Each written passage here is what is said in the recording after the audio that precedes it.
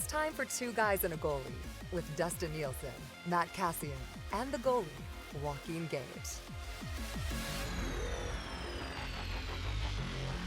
All right, it is episode 40 of Two Guys and a Goalie. Thank you very much for joining us. Gager's fired up. That's Tommy Gazzola, huge wiener himself. Enormous penis. Gazzola is with us today on the podcast. It's an honor and a privilege and a blessing to be here with you guys as always. But I'll have you know, on like our TSN shows, whenever I'm doing my show or filling in for any one of you guys on the regular hours, when people, they still text in, hey, HW, hey, huge wiener. I was like, I shouldn't read that. So I just switch it to Tom. Yeah, that's nice. That's good. Yeah. The last thing we had a poem on my show the other day, which made a reference to huge wiener Gazzola, and I was just like, you know what? I probably should keep that out of the poem that I'm going to read right now. So for the record, I love it. I think it's hilarious. You can keep it coming, but I'm just flipping it to either Tom or Gaz or something on the show to keep it kind of on the level. You know what I'm saying? I really do appreciate and respect Gager, don't you kind of wish that my son saw your junk and then now we were calling you huge wiener Gage? No, it would. I don't think there's the vocabulary you can to describe what's You're down so below. modest. Yeah, it's you have the pyramids of Egypt, the Eiffel Tower. I am the eighth wonder of the world. Oh boy, here he is. Hey, write down eighth wonder of the world. That could be a good name for the Nailed episode. That's good. All right, so Cassian's not here. He texted me last night and he said, "Screw you fuckers, I'm not coming back." Well, he was hacking on our show, on the pregame show. He was like coughing up a lung, and I'm like, dude, what are you doing? Are you on the darts? And he goes, I don't know what's going on. I just have a fit of coughing. And I'm like, get off the cigarettes. They're not good for you. Yeah, he usually takes down a pack during an episode here. Unfiltered. Yeah, and there's no ventilation in this room at all. So No, people would be surprised at how convenient and quaint this room is. Yeah, we'd all get sick. The secondary smoke is a serious issue with Cass. So he'll be back. In our next episode 41, will be on Tuesday. We're going to go the day after the trade deadline so we can recap everything that happens as opposed to going exactly when the trade deadline was on. So we will do that. It's Two Guys and a Goalie presented to you by OddsShark. Check them out at oddshark.com. Scott Hastings, who we didn't catch up with last week because we had Mac T in, and it was an excellent episode. Thanks again to Craig McTavish for joining us. That was really fun. He's a beauty, isn't he? He's the best. Well, you had him, Man, obviously. I was scared. I was sweating the whole time. I was thinking. You were. I could tell. You're like, I was this a is little Coach. nervous. Yeah. I referenced him as Coach a few times. A few times, which is cool. Like for me, yeah. I was just like, oh yeah, I forgot. Like he it was your coach. He was awesome, man. It was cool to hear some of his stories and how he looked at coaching and how he controlled a room and stuff. It was really cool when I asked him about just having a bunch of black guys on his team too, and he didn't even. Well, yeah, I guess, and we made reference to just we're in Canada. We don't we don't look at it. Yeah, good, and they were effective players. Yeah, really effective. Even Gager, you came back the second time. Effective, yeah.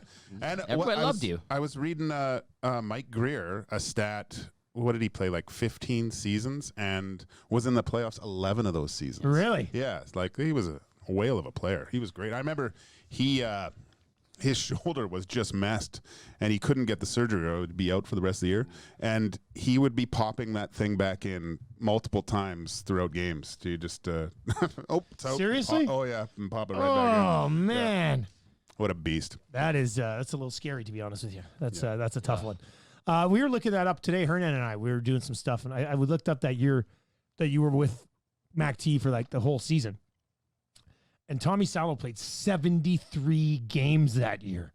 Yeah. So was he awesome, or were they like, Tommy, you got to start because Gager's gonna go if you don't? There wasn't a lot of trust there. No. Not even for the eighth wonder of the world? No. Not That's why at they all. kept him around. Not a lot of 5-hole goals, though. That's true. He said it. He brought me in, I remember one time, and he said, look, I can't take my best player out of the game. So Salo was just unbelievable. Hey, he was unbelievable. And then the what was it? The next year, the Olympics, and that goal went in, and then it just went right in the pooper. Because I remember where I was when that goal went in. If you can believe it, I was visiting my girlfriend at BCIT, and she was in class, and I was sitting in her suite watching the game. I couldn't believe that goal went in. It was a bad goal. I was at a Boston Pizza I was skipping class in high school. Oh man, I you are remember that. such a rebel. Look at me now, Mom. Look at me now.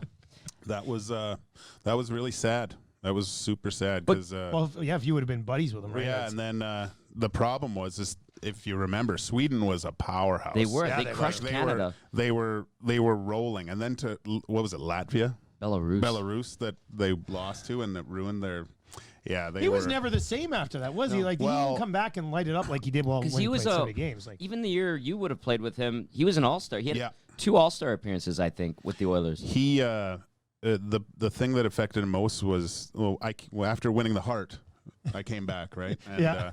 and talking with him, and he said the biggest reason. Well, he didn't say why he was struggling or whatever, but he just said it's really bad at home because my sister's kids in school in Sweden are getting ridiculed. really, So it was he- that bad. It was that bad. So he had a huge heart, Tommy, and he it just really affected all aspects of his life. That sucks. Just He's rolling back through town with the Swedish group right away. I think in March with Uffe Bodin and those guys. Really? So there might be a chance for you to catch up oh, with him. that'd be great. I'd love to see Tommy again. Yeah. Do you think he'll give you a text, or you just gonna have to creep him out? I'll creep him out. Hey, Dusty, I'm kind of a big deal, all right? I'm like, look at me. Well, you know? he's got back in touch with you since we started 2 guys and a goalie. I'm like, how do I describe myself? I'm like The Rock without the talent, muscles, or good looks. So you're just Diesel. You're rock. Yeah, basically, you're right. And you said you've been described as Vin Diesel in the past, so it all Yes, comes back that's- around. You're Yeah. sharp looking, Dave. It does. Thanks. Hernan likes Thanks. you. Hey, Rashog just tweeted out McDavid expected to go on California trip. So that's good news. Return date still unsure. And then Holland says he would like to add to the group. Will be disappointed if he doesn't. Ooh, all right. Well, that's good because we're going to hit on all 7 teams in Canada pre-deadline here and some of the things that they might want to get to. So we will hit on that. Good work, Hernan Salas, everybody. Wow. He's great, isn't What he? a producer. He is. You didn't get me a coffee today, you asshole. We had problems with the camera. Yeah, we were struggling, but you had I didn't even get myself one. you have a coffee, I went and got Hey. one because I text him. but you didn't bring Hernan one. Awesome producer. Thank you. Hang on a second, because for our post-game show, I usually go grab a coffee. But actually, he brought one in yesterday with unprompted, so it's a mutual 2-way street. Oh. I will take the heat for not bringing one down it's for all him. good. It's all good. Everybody's okay. We're all friends Yeah, here. well, and it was an Americano, so it took a little bit. I have to pee anyway, so it's probably good. I'm not drinking one right now. You can pee in that cup right there. That would be Fantastic. hilarious. Yeah. All right, so presenting sponsor, Oddshark, oddshark.com. Visit them for all your sports betting needs. And then our Popeyes Chicken poll question, we'll get to that as we work our way through today. And, of course, we'll play Keep It or Clip It for Sport Clip Haircuts, adding a location in Sherwood Park, home of the MVP experience. We're going to play Family Feud today. If Family Feud goes well, I've got 2 different Family Feuds we can play. Sweet. So we'll play that. Tommy, have you played Family Feud with us before? No. No, you played Jeopardy, though, didn't you? No. Oh, really? You've is never all played very any of new our to me. I games? thought he was here for Jeopardy. I was not. Oh, maybe not. Wow. Why would I lie to you guys? That's true. Yeah, that's true. It would be weird if you. It would be weird if you lied to us. All right, so we've got all that to get to as we work our way through, and like I said, Scott Hastings from Oddshark.com will join us as well.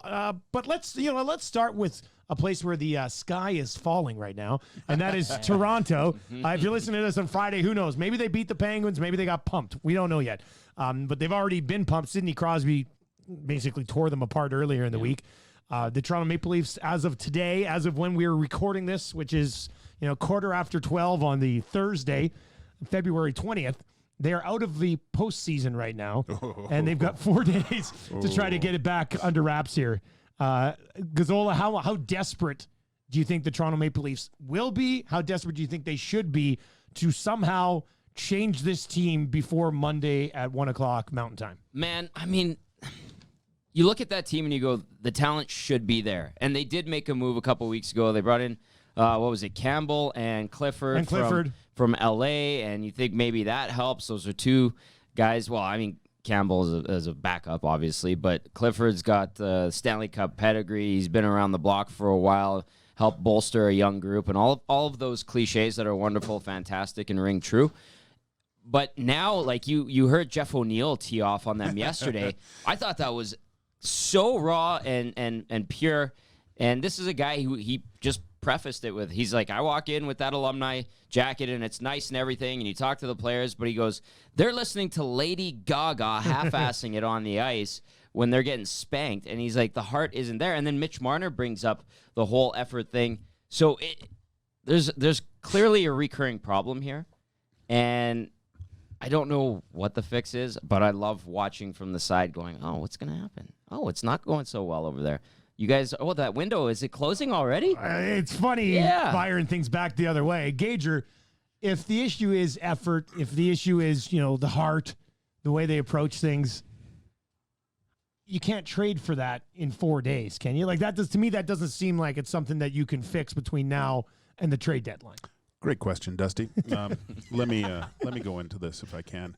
I hate to say it, but Cass had a great point a few episodes ago where just the galvanizing moments with the Oilers. Okay, so we had those games against the Flames, and then Connor goes down too. Another kind of galvanizing episode where everyone has to pick up their game. And that's more of a maturity thing more than anything else, I think. Like with the Leafs, when I watch them and look at them and how they play, they look like the Oilers of a few years ago, trying to just out-skill teams. And it just doesn't work that way. Mm-hmm. You have to have hard work before and then let the skill take over. And that's what usually gets you through, especially in the playoffs, right? If you match the other team's work ethic and execution, your skilled players, the skill eventually takes over if the effort level is the same. And they just haven't had one of those moments where they're just trying to beat the other team. I think they're just about points. I got to get my points and get this and get that. Hang out with Bieber. That's the way these things, it looks.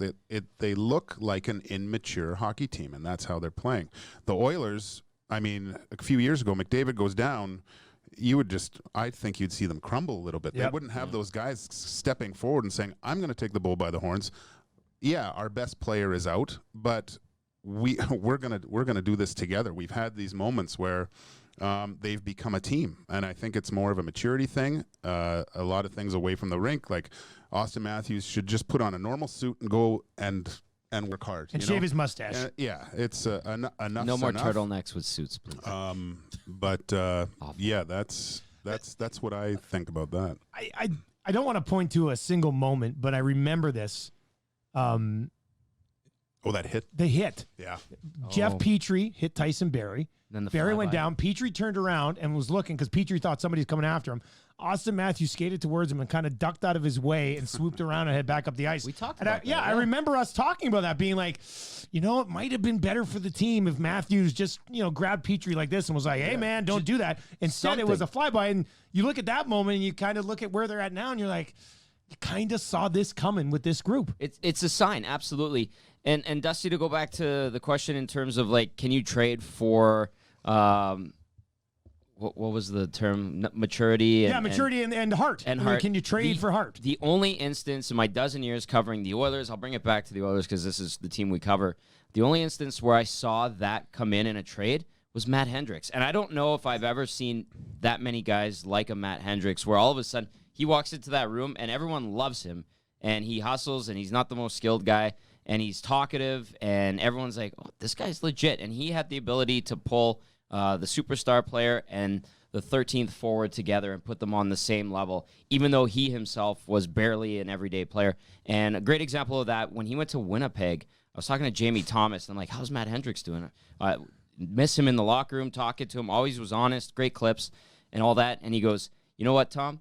Here's a story that kind of sums it up. There was a day where Joel Armia was in the room, and Jamie Thomas went up to him. He's like, Joel, what's going on? And he goes, oh, man, I'm so tired.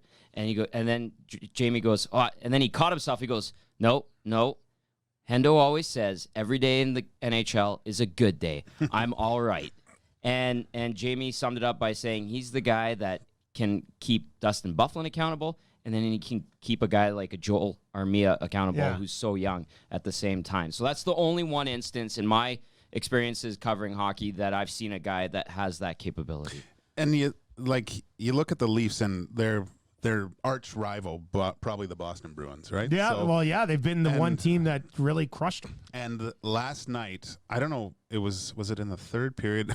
I don't know. Someone got hit behind the net. Chase on made the hit, and then 3 Bruins went in there, and they looked like the Hanson brothers, right? Yeah. They were just actually they did. You're right. 3 of them were going after him. When have you that's why that team is so good. It doesn't matter if you mess with one of us, you mess with all of us, and they're a family. They've been together, they've gone through stuff together, and the Leafs just haven't had they've had opportunities to become like more of a team, I think, but I haven't seen anything. And it's tough when you do have a star player.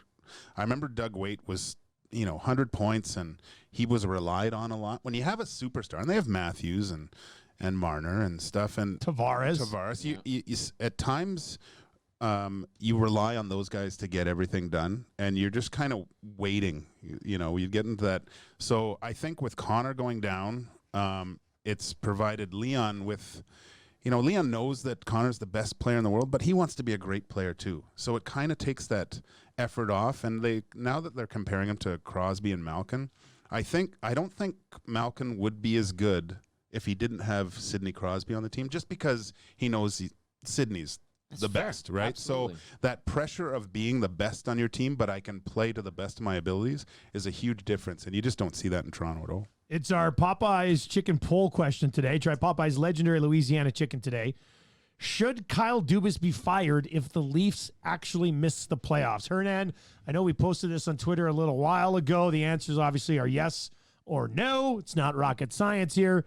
What are the numbers looking like right now? Yeah, so far, 524 votes in. It's 62% for yes. Really? Yes. Now, see, and I don't think it'll happen. I voted no. I look at it from a Leafs perspective. They didn't bring in Dubas here to be a quick fix. They brought in Dubas here to be a legacy GM for like 7 to 10 years and lead the Leafs to the promised land. And they have to obviously buy into what he's selling. And he's probably learned from what hasn't worked so far for this team. And maybe the Clifford trade was a sign of that he's like, shit, we do need some grit in this lineup. Character. Yeah. So I just don't see it happening. Like, if they were to be honest with you, I don't think anything could lead to. I was just going to say, if they lose 10 in a row down the stretch, I still don't think he gets fired. Let's look at his timeline here. He's been with the organization for a while, but as the GM, it's year 2? Yeah, he hasn't been around. Right? Like Lamoriello went to New York prior to last season. So this is really only his second season at the helm with no one, looking over his shoulder or no one being his co-GM, the way there was Mark Hunter there, and then they all answered to Lamoriello at the time. Like, he needs time. You're not going to turn this thing around. I know he's got a lot of assets to use, and maybe they're not living up to expectations, but to gas him right away like that so short into his tenure, probably a mistake. Let's see what he does with it. And if they miss the playoffs, sure, it's a disappointment. It probably it'll look bad on him, and it shortens the leash on him, but we're in this time of cancel culture where it's like you make one mistake and you're gone. It doesn't benefit a hockey team if you're switching out your GM every 3 seasons. It won't be. You think? Experience told us that. I didn't want to go back to the well. He won't be in the job for 2 years until May 11th of this year. So it's not even 2 years. Yeah. You're like, there's no way that happens. No, right? he's got at least another year. At the least. He doesn't. I don't see him getting fired. Even if the Leafs are bad next year, I think they would wait until they're done. But Gage, they're probably like 1 or 2 tweaks away from being a really good team. What if they can close, find those They're not a bad team. No, they just need the proper moment, the proper time to get galvanized. Enough's enough. And but is it unrealistic? They're tied with Florida for the last playoff spot in that division, but like, is this the Toronto Maple Leafs? Is this what we expected, or did they think they're going to be like leading the NHL in points? I thought they would be much one of the top 3 teams in that division. Yeah, they were dubbed as Cup contender, man. Yeah. I mean, that's the expectations I think people had for them, including themselves. They have the talent. They're right there. I mean, like, I don't understand. Like, I understand the panic in Toronto, but they're right there. They win 3-4 games in a row. Yeah, it blows up a little bit in Toronto, of course, but they didn't think that they would be in the situation they are. I mean, there's lots of hockey left too. I'm more worried. Anderson looks exhausted. Like, The amount. Well, and he was banged up too, right? And then he's come back, and he's been hung out to. I mean, that last game, at least against Pittsburgh. yeah. I mean, he gave that one puck away, but outside of that, I mean, he was hung out to dry multiple times. It's troubling, and they're missing 3D, right? They're missing CC, Riley. Who's the other guy they're missing? Well, Muzzin was gone for a while too. Yeah. So yeah. I mean that, and they don't have a great blue line in the first place, right? No, So it's not. that doesn't help. Barry didn't really fit in off the hop. So Yeah. All right, let's just stay out east here while we're on the Maple Leafs. The other two teams in the East are in completely different situations. The Ottawa Senators, full-blown sellers. And then you've got the Montreal Canadiens who could sell. If not, they could kind of sit pat with some of the guys they have, like Tatar and Jeff Petrie, who have 1 year left on their deal before coming unrestricted free agents. Gage, your thoughts on the Ottawa Senators and the position that they're in here, where they've got some first-round picks this year. They've got 3 of the top 10 scorers in the American League who are all 21 or 22 years old, so there's some future coming there. They've got the Tkachuk kid that obviously has been a stud since he's been drafted. So they've got some pieces to build around. Then they've got J.G. Pajot, who's sitting there and could probably get a really nice return prior to the deadline. But at the same time, don't you need a guy like him around for the next few years to help some of these younger guys transition into the league? Or do you just cash in and try to get what you get? I was thinking about that because he's so good this year. Having a great year. Yeah. Can he keep doing that, though? Or that's what I would be more worried about. I think you have to kind of get rid of him, and just because you're saying the ultimate sell high here? Yeah, I would sell basically everything, and I mean the future does look okay. Like I love that what's the D-man? Shabbat. He's unbelievable. He's unbelievable. And how can you go wrong when your owner has Braveheart in the box with you, right? that was That's weird. True. That's a great Can you move think of right a stranger combination than Melnick and Mel Gibson? Well, yeah, you just got to worry about the racial slurs in the box, but yeah, that was and he looks like Santa Claus. Yeah, too. he does. What's Yeah, going on Well, there? he going looks on? like he's like 2 days away from getting a mugshot. He looks buff though. Like he looks. Yeah. looks I just beefy. watched We Were Soldiers. Great movie, by the way. Is that a Mel Gibson movie? Yeah. Yeah, that's I'm I'm trying to Vietnam. think of my favorite Mel Gibson movie. my buddy was in the Patriot. It's got to be Really? Braveheart, Yeah. though, What do you mean right? your buddy was in The Patriot? Yeah. Like, where'd that come from? Well, we're talking about Mel Gibson movies. Well, I know that, but like, Nick Vachon, Rogie Vachon's son. okay. He dabbled in some movies. He was Like also the in next that SWAT. Oh.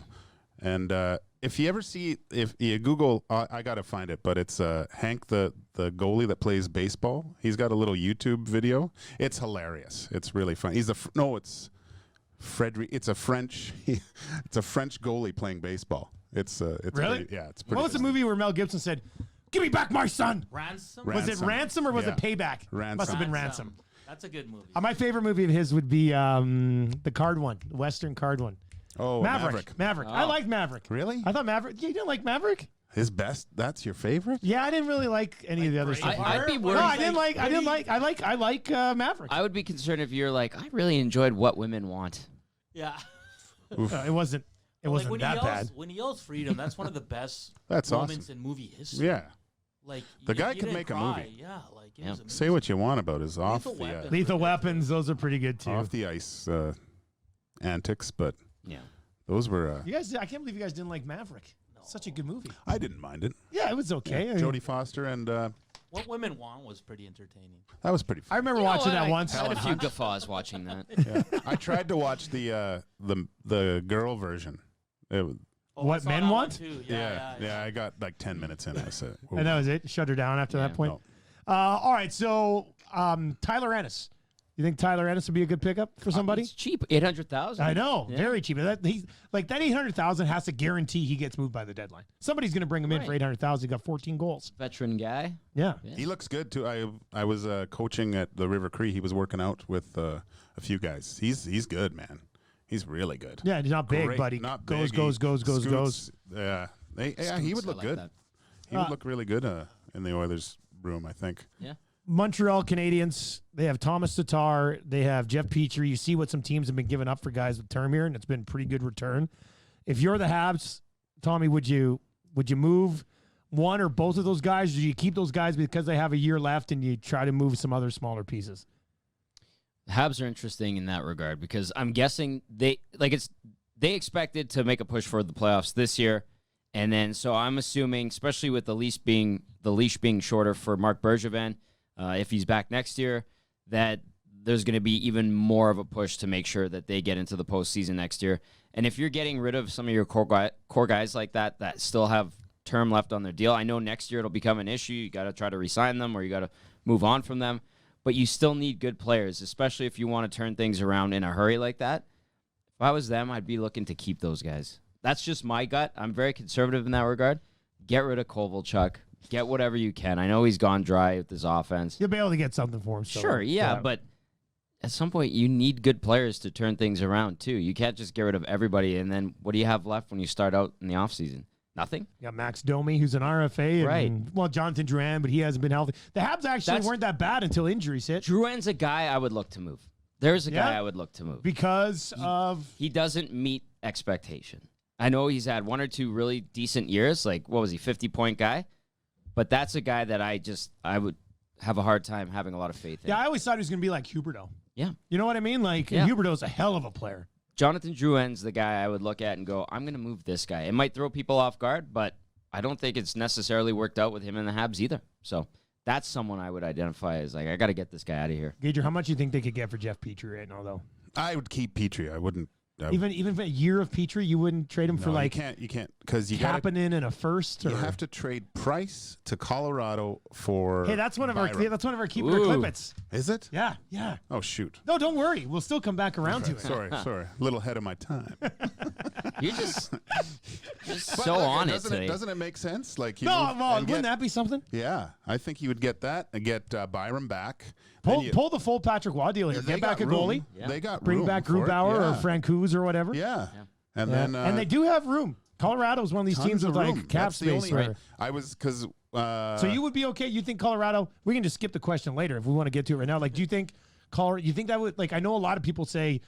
Carey Price is just because he's got this reputation of being Carey Price. But do you think you put Carey Price behind a team like the Colorado Avalanche and he can still take you to a Stanley Cup? Well, we've never seen him with a dynamite team really. Yeah, right. Well, not a really good team ahead of him. I think with Colorado, it would that would be a scary team to face. Right, like that would make them one of the juggernauts. You could put especially them up there when the with West St. Louis. is so wide open, man. Exactly.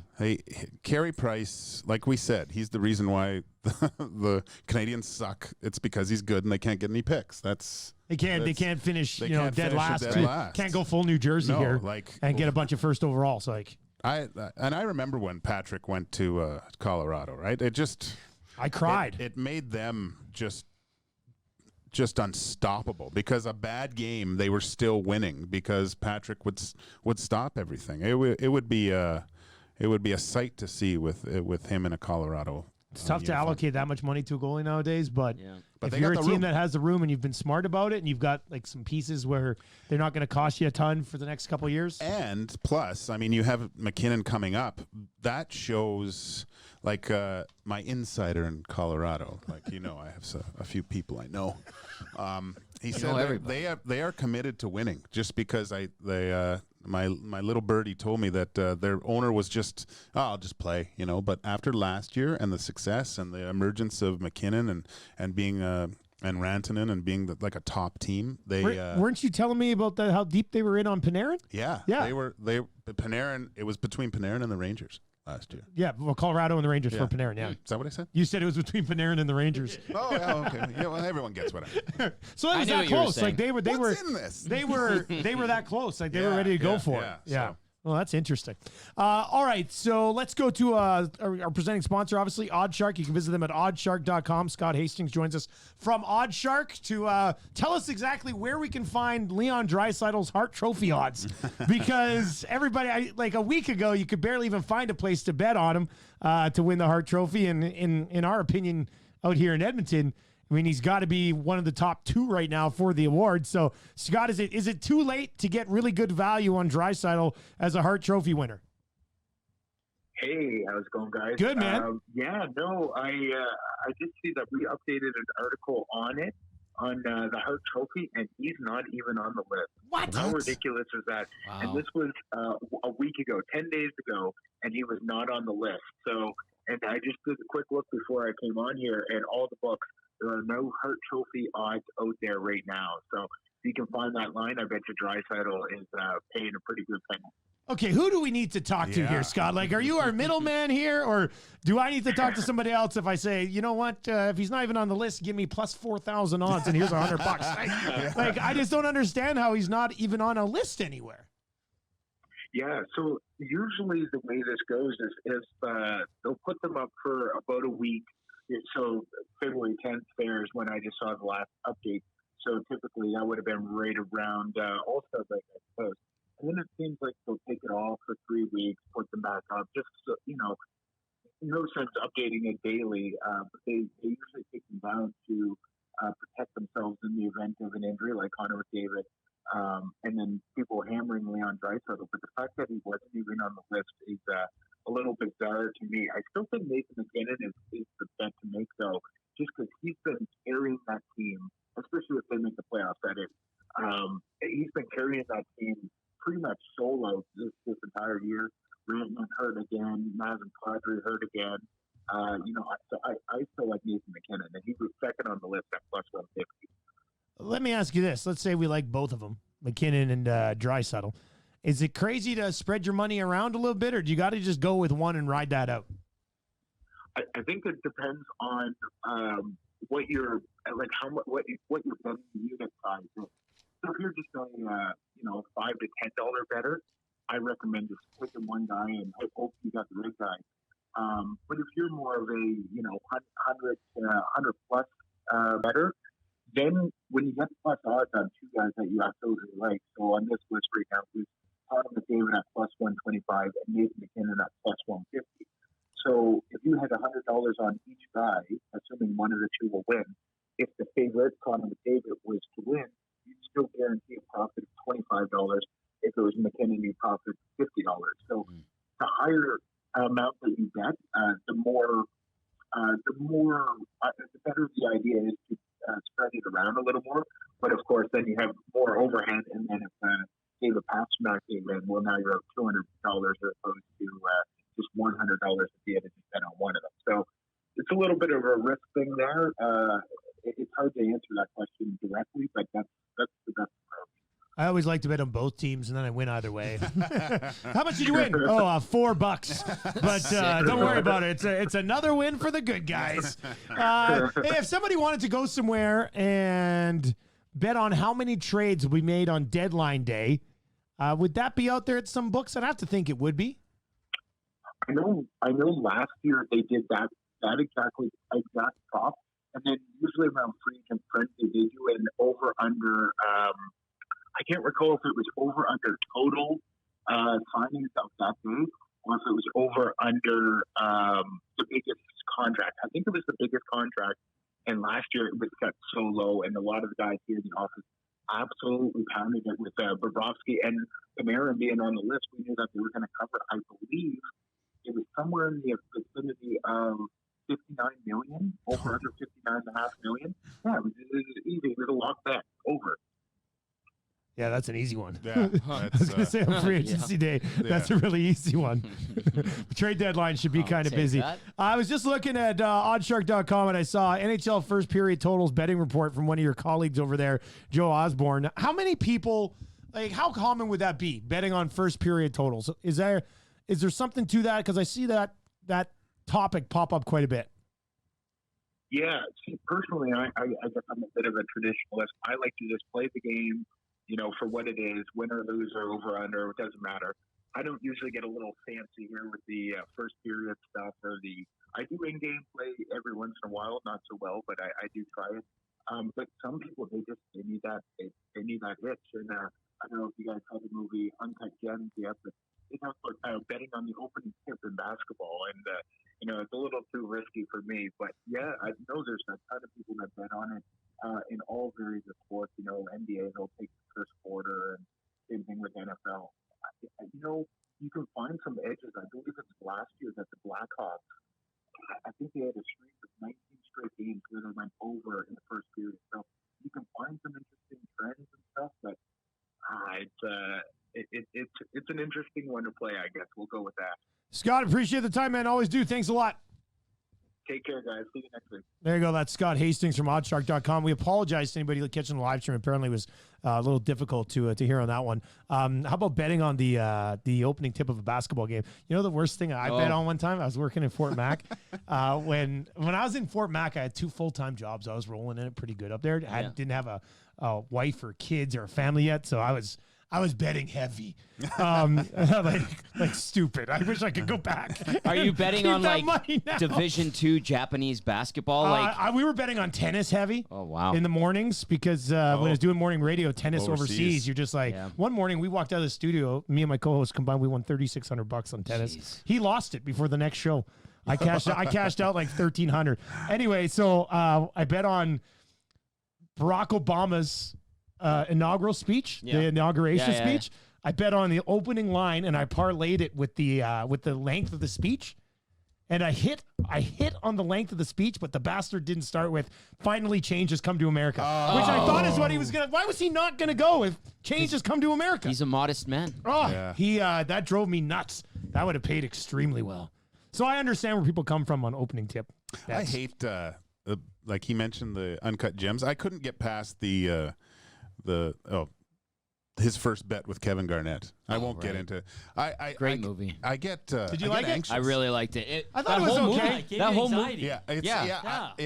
When I watch even the Marky Mark one where he's the gambler, the degenerate gambler, like Rounders. I feel like Rounders is great. I just I clench up. Everything gets tight. Hernan's right. Uncut gems, like right from the start, you're like, I'm anxious. What's going on here? It's because Sandler was screaming the whole time. Well, there's that too. There's that too. The whole movie. Why he was are you screaming. yelling at him? I gotta go back and watch that whole thing. Yeah, but it took me 2 times to watch it. Like the first time I fell asleep. It's nice to see him playing a different character. Yeah, than all the other ones that are exactly the same. I felt like it was Bobby Boucher had kind of got his life together and started gambling. That's like how. That's what I kind of felt. Do you? I got an Adam Sandler story. Actually. Okay, enlighten us. I was down in LA. I was trying out for the Long Beach Ice Dogs, and my buddy, that's funny, Nick Vachon. I was the actor again. The actor. Well, yeah, but he played hockey. He played for Long Beach in the NHL. Right. So I was trying out, and he stayed in Hermosa Beach with. Who was the white guy won the slam dunk contest? Brent Barry? Brent Barry lived there and has lived in the same spot. So cool guy. And it was a couple hockey players and an NBA guy living in this 3-rise, and you could see the ocean. It was ridiculous. And Nick had to go out, and so I was standing there, and the phone rang. So I answered, and hey, is Brent there? And I'm like, no. Can I take a message?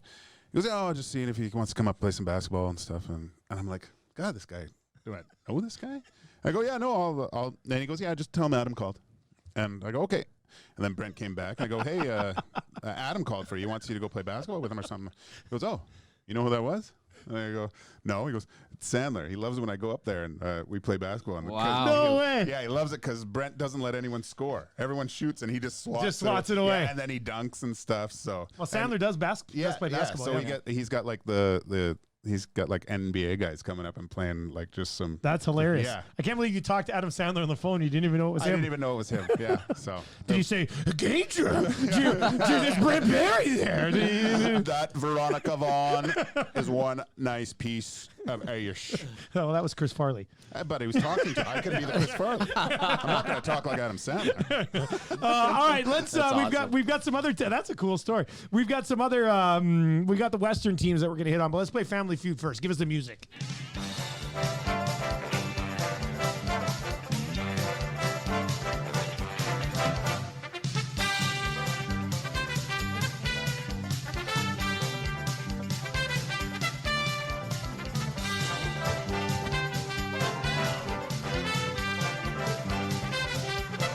All right. Let's do this. I'm done with that song. Who is it? It's a great tune. Tommy, you have to put your hand on the table like Gager. Okay. Okay, now here's how it works. I'm going to say the top 5 answers are on the board. Okay. I'll give you the topic. You buzz in. You go buzz. And Do then I have to say if buzz? you get it, you have to have one of the top. You have to have one of the top 5 answers. Then you can pass or play. Okay. Okay. Are you ready, Hernan? You're watching the buzzers. Oh yeah. All right. Here we go. The top 5 answers are on the board. Top 5 players in assists in the NHL this season. Buzz. Tommy Gazzola. Connor McDavid. Oh, What? Wow. Well, actually, wait. He's tied. He's tied. McDavid's listed 6th on the page. Should we give it to him, Gager? Top 5. It is top 5. Okay, sorry, Tommy. Gage. And he's tied for 6th? Well, he's tied for 4th, but he's listed as 6th right now. Oh, you know what? I'm not even going to dispute. I'll give it to Tommy. Okay, we're going to give it to him. Thank you. We Bless your always heart. have issues with our games. Yeah. All right, so that means there's 6 answers on the board. Yeah. McDavid's right at the bottom. Gager, you have a chance to get a higher. Does he not have a chance to No, get? he can. I Tommy thought you got a chance If to get I a get higher it, then- answer. yeah, but you get a chance to beat him. You get a because chance to got beat the him. lowest one. So Right. you just Right, gotta yeah. pick If he had one the to number higher. one answer, then really? he'd get it. And Yeah. then Oh, you get a yeah, chance yeah, to yeah. to That's how it works. play or pass. Oh. So you have to get somebody higher in the list. You have to get somebody higher than McDavid. Oh, shoot. Come on, Gage. Drysdale? Yes, there you. Hey, number 1 answer. hey. All right, so now it's up to you, Gager. Pass or play. There's 4 names left on this Idiot. list. I'm going to pass this one back to Tommy. You know what? I'm going to say this. Brilliant decision. Brilliant decision, because I think this is tough. All right, Tommy, so you need 4 more answers. Answer 2, 3, 4, and 5 still on the board. I'll go with Nathan McKinnon. Correct. Oh, God. That is answer number 4. He's Lovely. one of the guys who's tied with McDavid. Yeah. All right, so that's no strikes yet. Great. I will go with. Oh boy. This is tough. Now pressure's on. Hernan, you can count him whenever you feel necessary. I'm not. 5, 4. Pasternak. Yeah. That's 1 strike. You get 3. Great. Gager, be ready for the steal. I'm ready. I'm yeah, ready. Yeah. Buddy, I'm freaking out here. 4. I'm freaking out here. Elias Pettersson. Yeah. That's buzzer number 2. Oh boy. One more try, Tommy. I'm losing it here. This is Yeah. very, very nerve This is why wracking. you always pass, man. I can hear This you is sweating nerve wracking. right now. Yes. Oh my god. What am I gonna 5, do? 4, 3, 2. I don't know. All right, so you got 1. Gage. You knocked off McKinnon. Gage needs 1 to win. Gage, you only need 1 to steal. I am going to go with Brad Marchand. Oh, he got it! Gager wins. Man, give him the music. I honestly was so scared and nervous. It's tough being on the spot like that, right? I'm sweating. Woo! Yeah.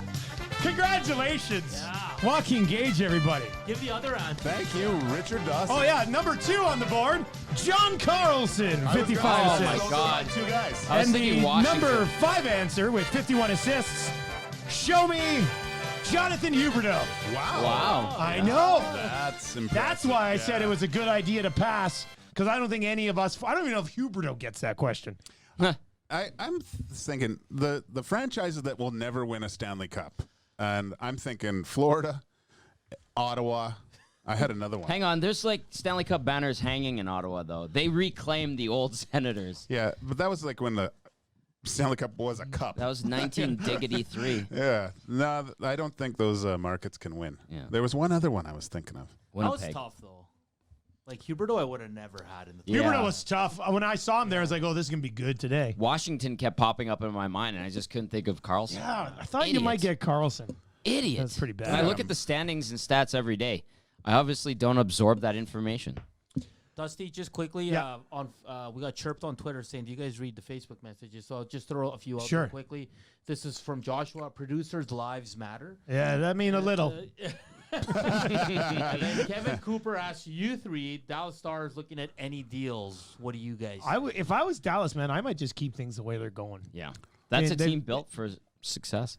Those guys have bought into what they're selling right there. They've got not 1, but 2 really good goalies. Mind you, they'd probably just run with Bishop in the postseason.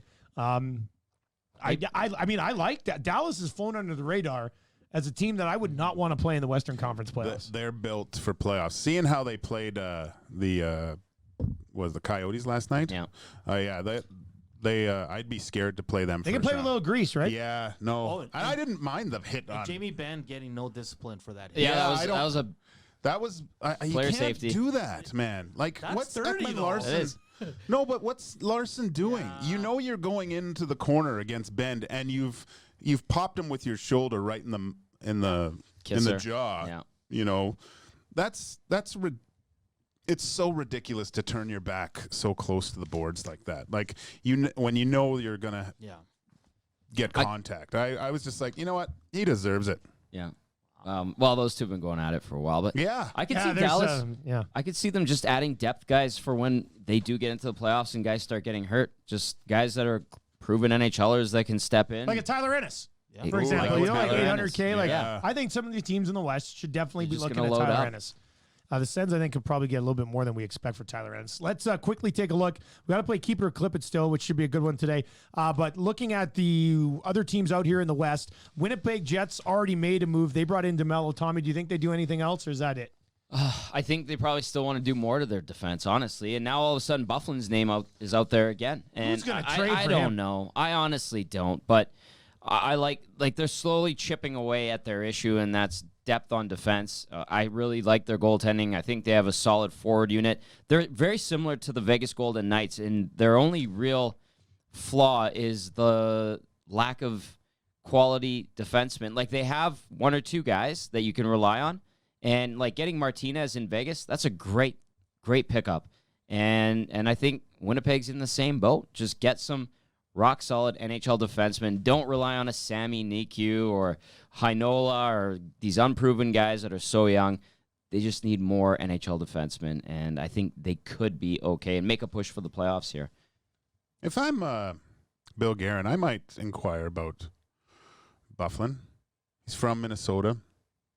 I don't think he'd have to give up much. It's just his rights. You wouldn't have to give up like anything. I mean, they're Yeah, basically dying for somebody to take them off their It's hands, just his rights. so they don't have to pay him in a settlement. Right. Basically. Yeah. So I'd take a Minnesota flyer was on one him. of the teams that's been mentioned. Florida was the other one, which goes back to they're never going to win a Stanley Cup. No, they're never because that just doesn't seem like the right thing for Florida. Look, Florida's playing two forwards or two defensemen up front right now. With success. Yeah, with success. Mike Matheson and Mark Pesic was elevated to second-line right wing the other day. And Matheson's a good defenseman. Like, it blows my mind that We're going to have to get Pesic on the podcast here to talk about this. I'm sure he'd Oh, yeah, hop he would on. do He's a it. great Yeah, I've been kid. trying to find a Monday or Thursday when it's like a full day off. Yeah. You know, just give him a quick call. I don't know how you play in a place where it's just too nice all the time. Can't. That's Do just. you think that'll plague Arizona too?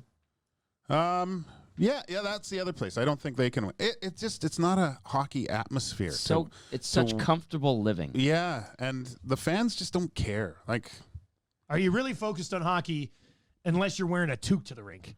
You know what I mean? No. Absolutely not. Not that. Well, yeah, you need maybe some Patagonia at least for a little bit of the year. You know, just a change of the season. Like, So you're saying the atmosphere in the arena, which yeah. actually with Florida, Arizona, That's and not Ottawa, sports markets. that's valid. They're not real sports markets. Like Right. L.A., you have tons of sports teams, right? Vegas, you're right on Vegas, the strip. You're here to put on a show. Everyone's betting anyway. Yeah, Like, and it gives you an edge. Yeah. I It don't. works in Dallas, like for whatever reason.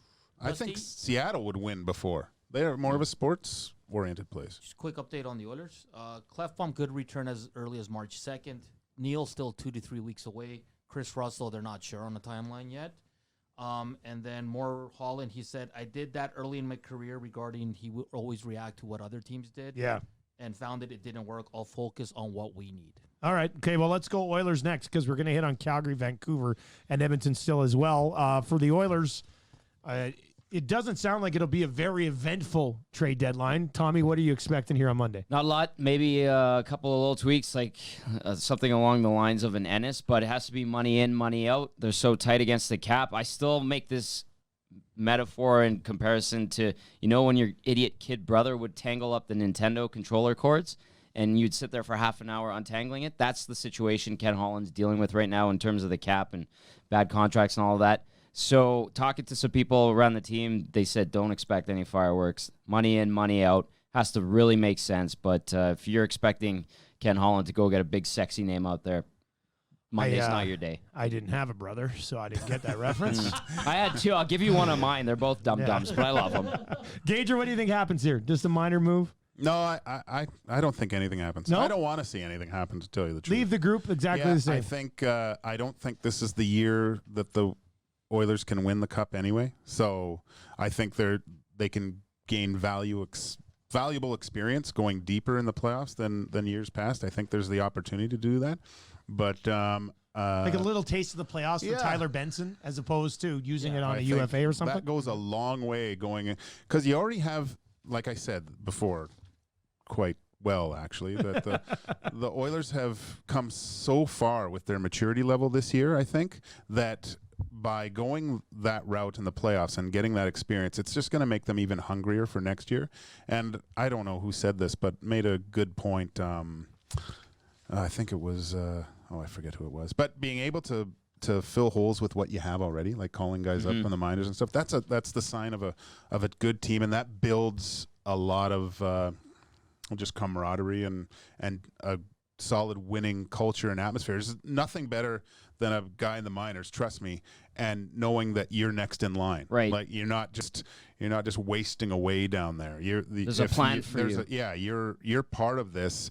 And if something happens, someone goes down or someone doesn't perform, you're the next call up. It's not through trades or going looking somewhere else for it. I wondered this. I asked it on the post-game show the other day. Are we at the point with all these injuries, the suspension to Kassian, that and considering how this team has managed to more than stay afloat in the absence of all these guys, especially Connor McDavid, that when those guys do return to the lineup, could you consider that like acquisitions? I mean, is that what fair? everyone's saying, yeah. Yeah, it's a way to look at it for sure. I mean, they've won 3 of 5 without McDavid and lost to the 2 best teams in the league. Right. So you're going to bring back Cassian and bring back McDavid. I'm not too sure when Neal's going to be back. I mean, if this thing just keeps getting delayed 2 to 3 weeks. Do they wait till the playoffs? I mean, maybe he doesn't come back at all for the regular season. So we'll see what happens on that front. All right, let's quickly look at Calgary. They've got a little bit of cap space because they moved the one contract, the Frolik contract, a little bit earlier in the year and didn't take any money back. What do you think would be priority number 1 in Calgary? Sounds like it's a scoring winger, and they missed out on Toffoli, I know, and Zucker was another guy they were kind of trying to get done with Mini, and that didn't happen.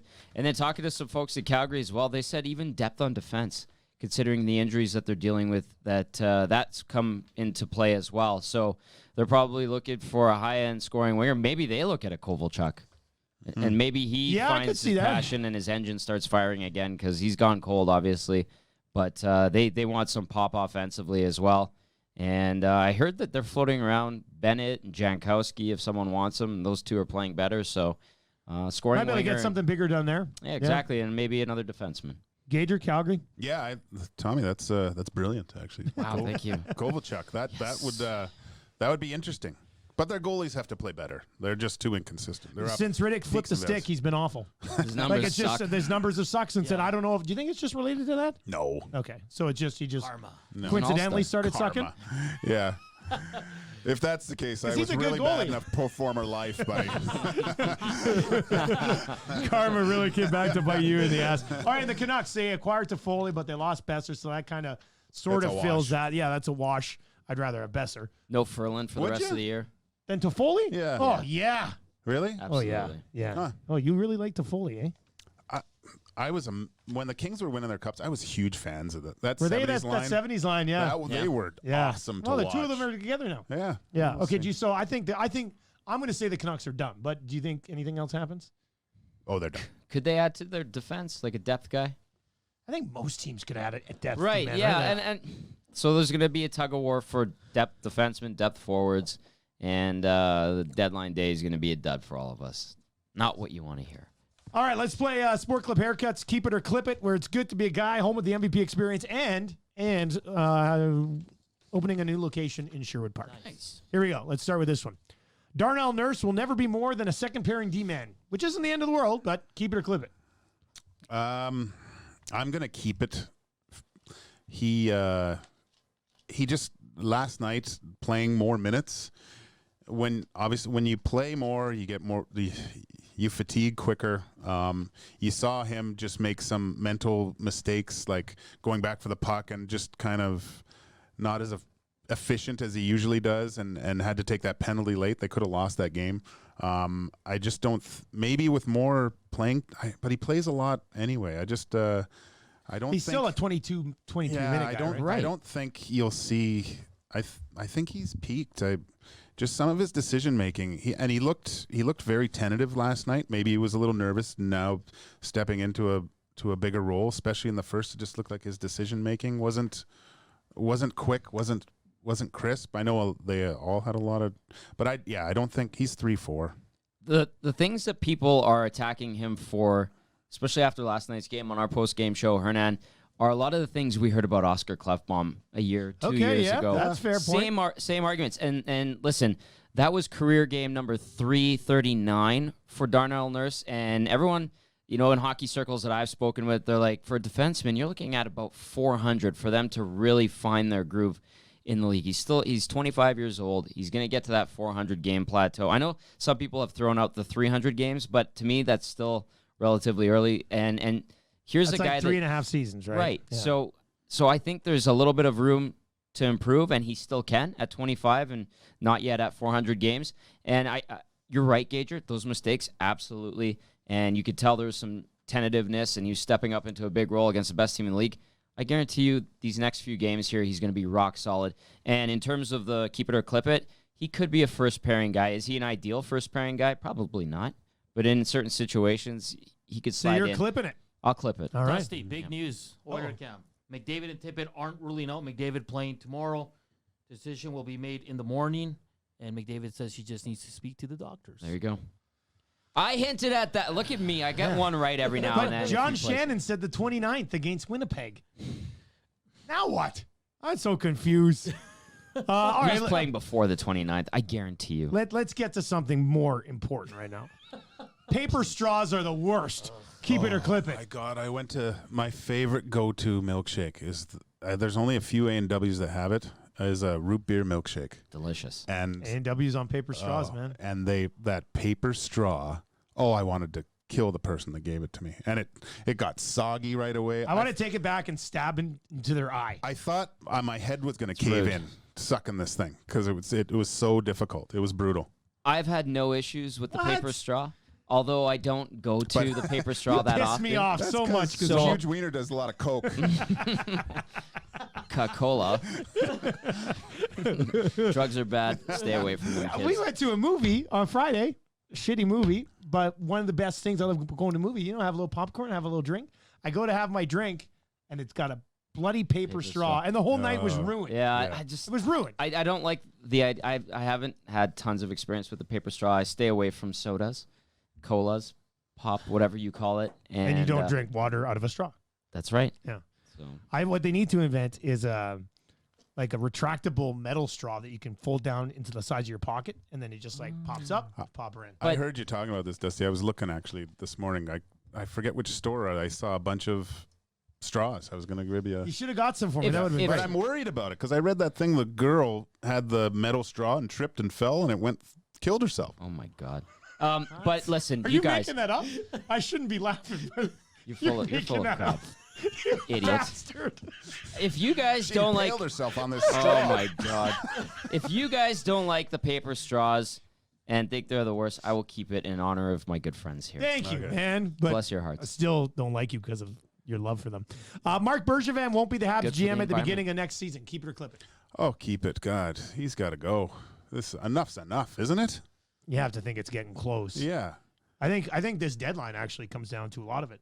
If he doesn't do anything at this deadline, I don't think people in Montreal are going to take that very well. So, But as other GMs, do you try to just sub them? They're like, for sure. yeah, I'd be suing this guy so hard right now. Oh, yeah. No. Oh, you I'll keep it. Give you a third rounder for Jeff Petrie. Yeah. No, your Yeah. job's on the line here. Yeah. So you're keeping it? You think he's done? I'll He's keep done. it, yeah. Bruce Boudreau will be a head coach at the beginning of next season. Keep it or clip it. Remember, the league's turned over like half their coaches Right. in the last 18 months. Can I, Gager, do you want to think about this one and I'll go after it here? Go ahead, Tom. Okay, I say clip it. He's not going to be a coach at the start of next season. He's 65 years old. I know the passion burns bright and he yells shoot and darn on the bench, Does. but it looks like different words all the time, and I love that. He's highly entertaining. I do think at some point, though, there will be a mid-season change next year and Boudreau will slide in. But in terms of at the beginning of next season, clip it. That's Gager? my thought.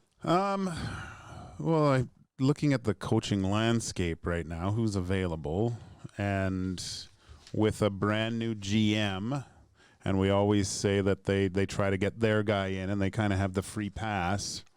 I'm gonna say he's there at the beginning of the year, but I'm sure that Bill Guerin is kind of trying to find his guy, if he hasn't already. But I don't think I think he'll be there at the beginning of the year. Dean Evison, like whoever thought he would be a head coach this season? Yeah, that'll be interesting. Yeah. All right, here we go. Cold pizza is better than reheated pizza. Keep it or clip it. Oh, clip it. Are you heating it? You got to heat back that in bad the boy oven up. or in the microwave? You're reheating it. I don't know, whatever strategy you guys want to use. better. Then it depends on the pizza. I find if you give it a quick zap in the microwave where you're not making it too soggy, you get that find that happy medium, and there's still elements of cold and congealedness. That's good. But there is some heat to it, like a 16 to 18 second zap. Oh, a good old. Laughing. It's the same length I use for a Pop-Tart. The oven's delicious though too. But that's a process. I like cold pizza, man. So do I. Yeah, if I was gonna, if I'm playing, I'm keeping this. I like if it's thin crust, I'll go cold. But if good point. if it's got some girth on it, I'm throwing that in. And Like a panago. I'm heating that thing up. Yeah. If it's got some girth on it, I'm throwing it in. That's what you just said. I stopped myself. All right, the Avalanche. Oh, we already did this one. The Avalanche would be wise to trade for Carey Price. I can't believe look at us. Hey? Two great Right here. minds thinking hockey topics on a Thursday. So you're keeping it? I'm keeping it. Yeah. All right. Well, look at that. Wouldn't that be something? It was okay to cry last night when Louis DeBrusk interviewed Jake. Keep it or clip it? Clip it. Whoa. Clip it. I love those two guys, and I enjoyed that interview, but no need for tears here. That's you can enjoy and appreciate and respect and love what happened on the broadcast last night without the waterworks. Ladies and gentlemen, the man who doesn't have a son. Yeah, Tommy Gazzola. That's right. So, but he has a huge wiener. obviously it doesn't work. I will. I haven't had any complaints. I have a differ of opinion from the Tin Man over here with no heart. I cried last night. Well, I was close when he said, "I love you, Dad." Oh my God! Just stop. Oh my God, that was awful. Just stop. I waited till after the game, but I texted Louis and I said that was an unbelievable moment. That was awesome to watch. Thanks. And it was fantastic. He said it was good. Yeah, that was, and even when his son got the breakaway and he was like, he really wanted that one. Yeah. No, that was awesome. And then he gave it to him about his hair and stuff. And it was cool. Louis. No need to. Louis the best guy ever, man. He said he'll join us once things slow down. Oh, he was. Yeah, it'd be great. Hard not to like him. I remember my first kind of rookie camp, and he was there, and he like I knew who he was. He was Louis DeBrusk, right? He was a big guy in junior and Rangers high pick, and he just treated you so well. He was always had time for you. He's great stories too, like you guys. Back in the day, we just ran this down. It was some of the stories he tells. It was Heritage Days. We went to Heritage Days, and we must have did that paintball thing, and we were shooting the guy with the paintball, and we were high fiving, and it was. He said to be young again. Some of the places that you guys had on White Ave were just like a nonstop party. The Black Dog. That was. Good spot. That's a great spot. Yeah. That's still going, right? Black Dog still thing, yeah. The roof patio. Baby, we need more rooftop patios in the city. Oh, we're gonna do a show from that one in that brew house in Windermere. I got to see that. That does look pretty cool, actually. I'm gonna have to lather up on the 60 though. Can't get too dark. I watched Louis say what he did to Jake. I went upstairs and my son was sleeping, and I woke him up, and I said, "Marshall, look. You got to learn to skate right now because you're starting to piss me off." I need this interview. Also, have that moment? If he's watching right now, Daddy is just kidding, buddy.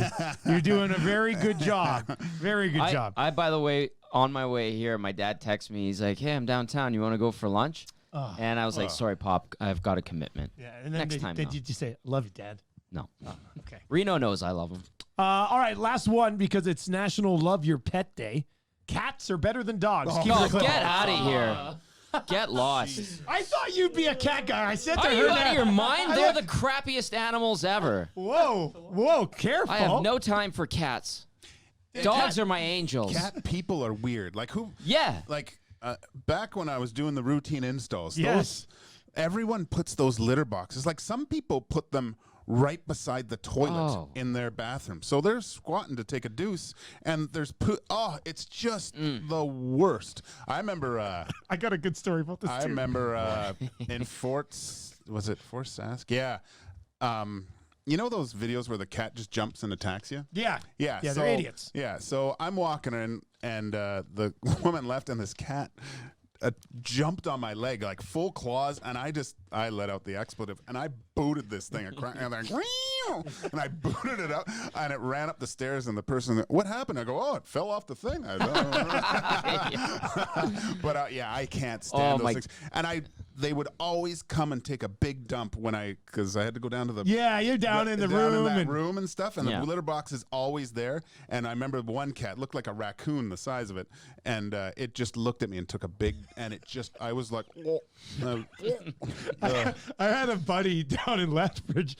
He was my roommate for a bit, but he lived with this other girl for a bit, and she had a cat, and this cat would just take gross shits, and she would not properly clean it up, and it wouldn't even always be in the litter. Sometimes it'd just be in the house. So Craig, he's kind of a little bit of a sick individual. One day she was gone, and he went and shit in the litter box. When she came home, she's like, "Oh my God, you won't believe what Fluffy did!"